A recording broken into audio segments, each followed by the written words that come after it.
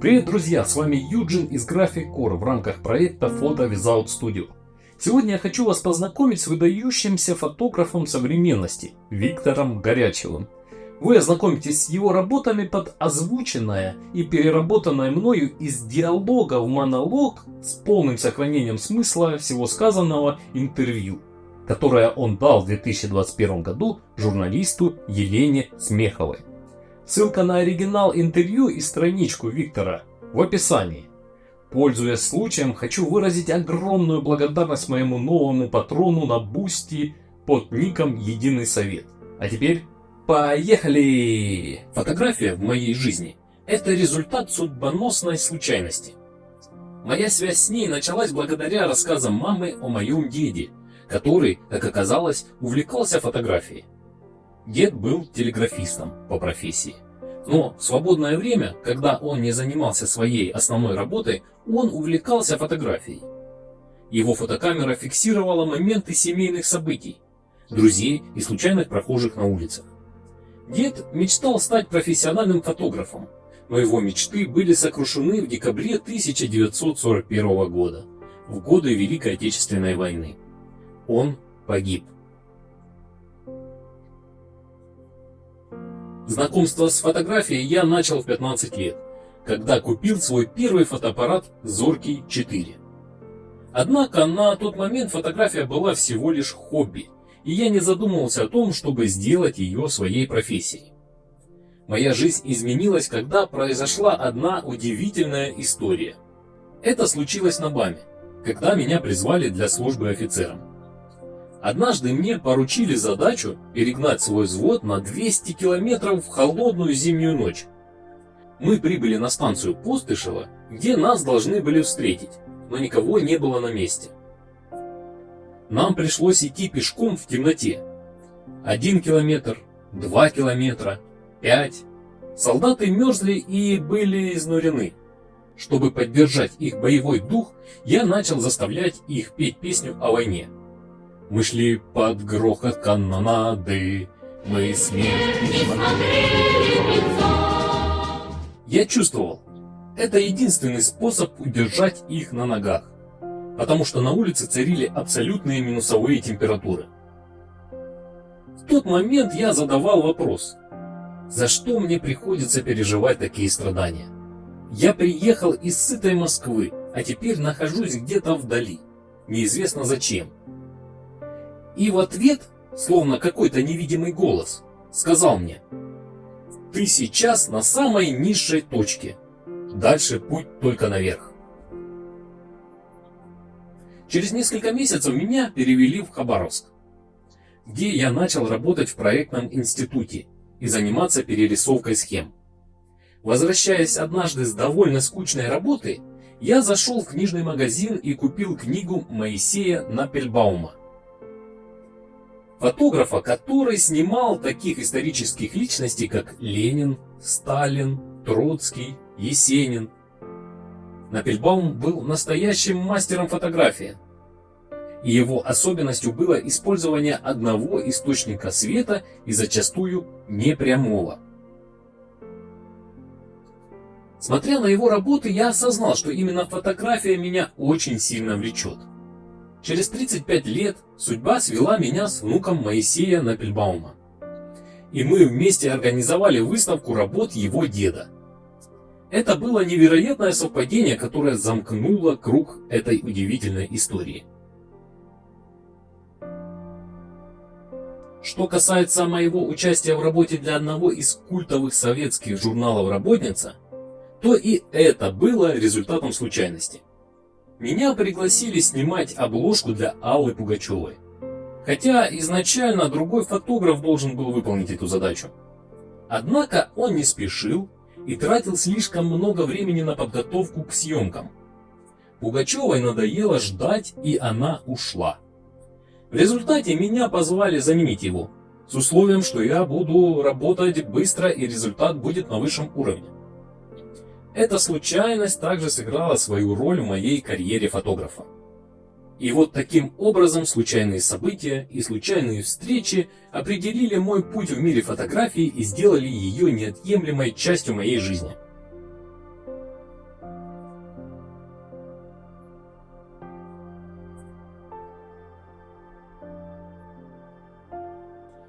Многие приписывают мне афоризм: «Все мои работы – это люди, в которых я позволил себе влюбиться». Может, звучит слишком страстно, но в том, что важно снимать только тех, кто тебе близок и симпатичен, я убежден на все 100%. Мне часто вспоминается разговор с главным редактором журнала «Работница». Она сказала мне: «Ты должен фотографировать так, чтобы, когда ты снимаешь молодую девушку, бабушки в ней видели свою внучку, девочки – маму, а молодые люди влюблялись». Это было мое руководство, и я следовал этому принципу. Я помню свой дебют на обложке «Работницы». Мне нужно было найти девушку, похожую на молодую Ирину Альферову. Я заглянул в дом моды Юдашкина и там увидел Лену Кузнецову. Она была такой красивой и сияющей, что я сразу понял – это она. Мы до сих пор с ней поддерживаем отношения. Конечно, бывало и так, что человек мне не нравился, но фотографировать его приходилось из-за редакционного задания. Но важно помнить, что фотография – это энергия, и вредно для здоровья снимать тех, кто вызывает отторжение. Нельзя смотреть только на деньги, потому что из таких съемок ничего хорошего не получится. Что касается съемок знаменитостей, то я помню каждую из них. Я помню всех журналистов, которые давали мне возможность работать тщательно, а не наспех. Так было с Еленой Образцовой, с Наташей Гундаревой. Часто у меня был всего час на общение с ними, и я просил журналиста: «Можешь провести интервью за полчаса, а оставшиеся полчаса дай мне». И всегда находилось понимание. В конце 90-х, начале 2000-х я пережил самые яркие моменты в своей творческой карьере. Иногда работал на износ, но мне это не мешало. Однажды я подошел к киоску и увидел в витрине сразу 8 своих обложек в разных изданиях. Недавно я посчитал, что за свою карьеру я создал около 1700 обложек для российских, немецких, балтийских и украинских изданий. И вот такие воспоминания и опыт сформировали мой путь в мире фотографии.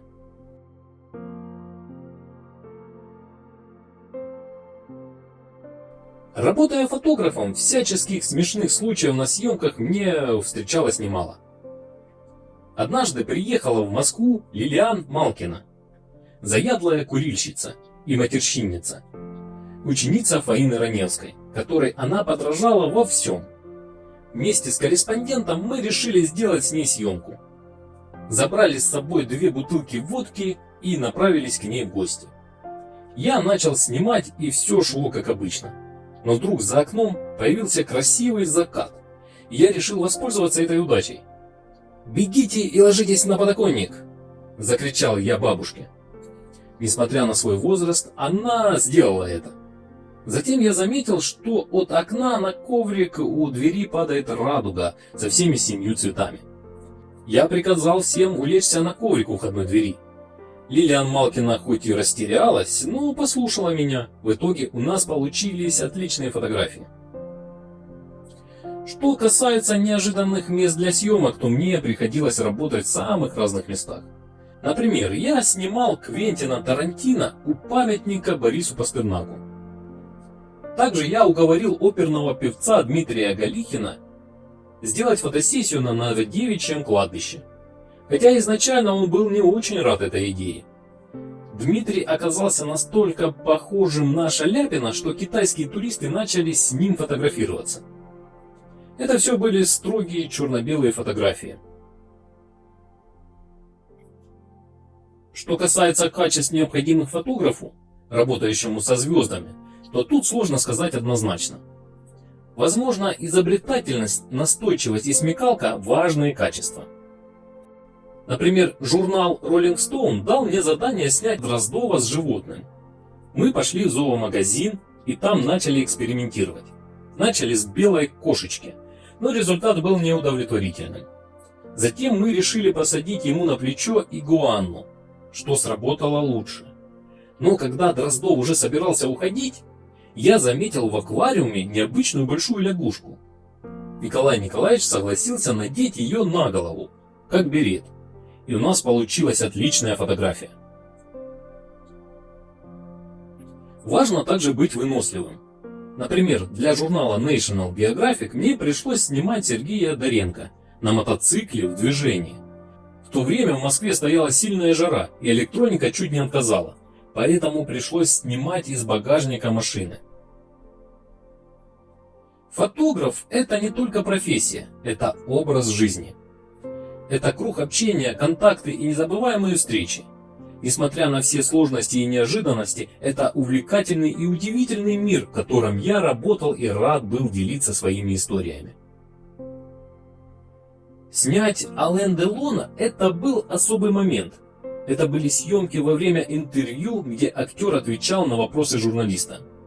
Моя задача заключалась в том, чтобы подловить те моменты, когда он был наиболее естественным, наиболее настоящим. Ведь именно в такие моменты можно увидеть настоящую сущность человека, его истинное лицо. Сегодня, если бы у меня была возможность сфотографировать Ален Делона, я бы, возможно, подошел к этому делу совсем иначе. Я бы не старался украсить его внешность, а попытался бы показать его трагическую судьбу, его одиночество и меланхолию. Ведь с годами Ален Делон стал пожилым и очень одиноким человеком, и это было бы интересно передать фотографии. Стареющая звезда, утрачивающая свой сверкающий блеск, но сохраняющая в себе нечто величественное и загадочное.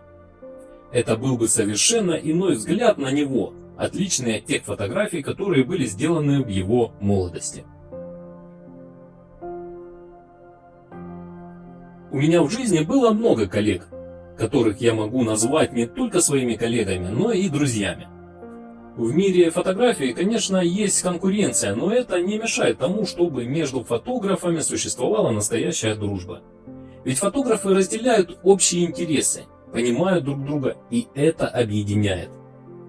Я помню много прекрасных моментов, связанных с коллегами. Например, Юра Феклистов, который сделал известную фотографию Ростроповича с автоматом во время путча. Этот снимок принес ему признание и внимание мировой публики.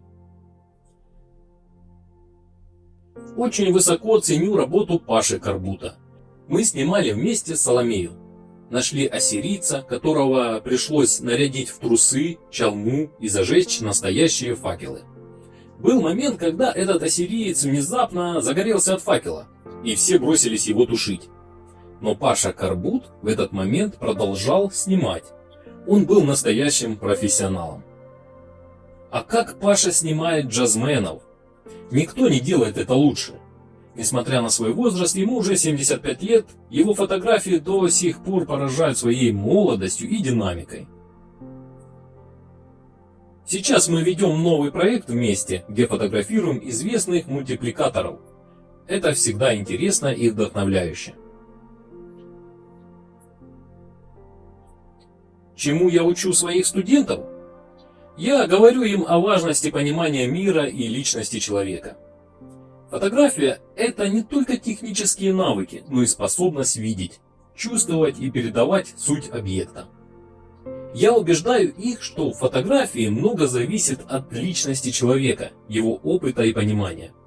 Не все мои ученики терпеливы, многие хотят добиться всего сразу, но я говорю им, что хорошие фотографии получаются у тех, у кого есть жизненный опыт и понимание мира. Важно также быть выносливым и настойчивым. В нашей профессии нет места средним результатам. Я учу их стремиться к совершенству в каждом кадре и делать свою работу на высоком профессиональном уровне. Что касается советов для новичков фотографии, то я всегда говорю: просто начните снимать. Не нужно ничего особенного, просто берите камеру и фиксируйте моменты вокруг вас. Фотография – это способ видеть мир и делиться своим видением с другими. Нет камеры? Снимай на мобильный телефон.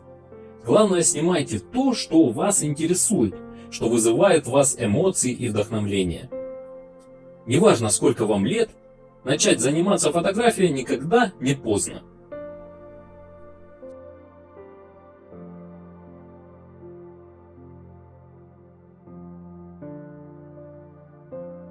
Виктор Горячев. Интервью Елене Смеховой. 11 ноября 2021 год.